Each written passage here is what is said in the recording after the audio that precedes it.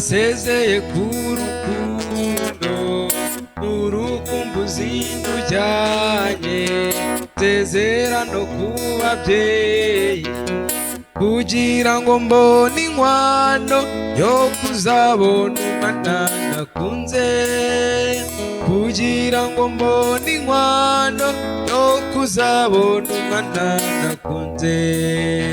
Kabeho mwana nakunze, kabeho ngiye Bugande, ngiye gushaka ifaranga, ntidushobora kubana nagize icyo ababyeyi bawe, ntidushobora kubana nagize icyo ababyeyi bawe.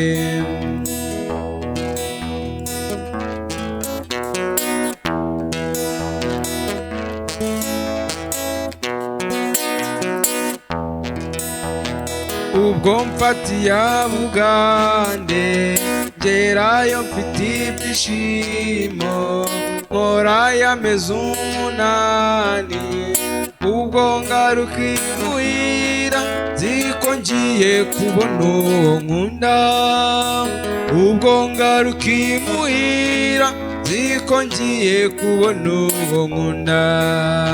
Mbaye narafata kuka bampa inkuru iteye ubwoba kandi yanteye agahinda, yerekeye uwo nakunze bavuga ko yarongowe n'undi, yerekeye uwo nakunze bavuga ko yarongowe n'undi.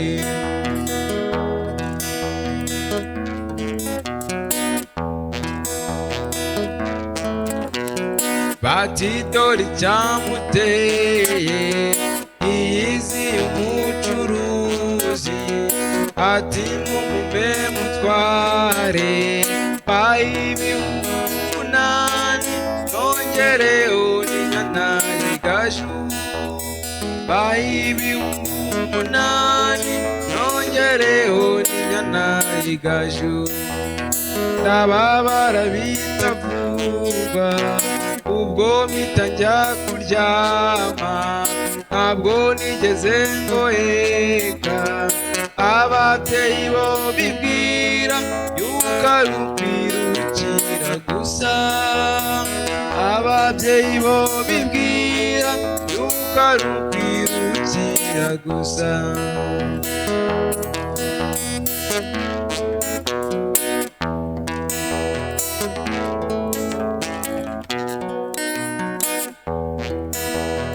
Buracya amabwiro twanjye nimurabeho babyeyi, bisubiriye Bugande nyuma Yesu ubundi nzabamarira iki, muragira ngo nyuma Yesu ubundi nzabamarira iki.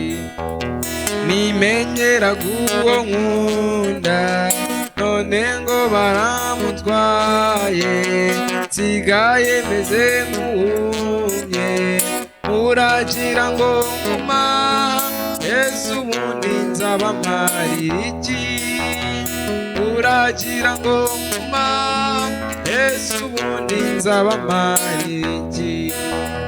Nimenyera guwo nkunda none ngo baramujyanye, nsigaye meze nk'uwumye, muragira ngo nguma Yesu ubundi nzabamarira iki, muragira ngo nguma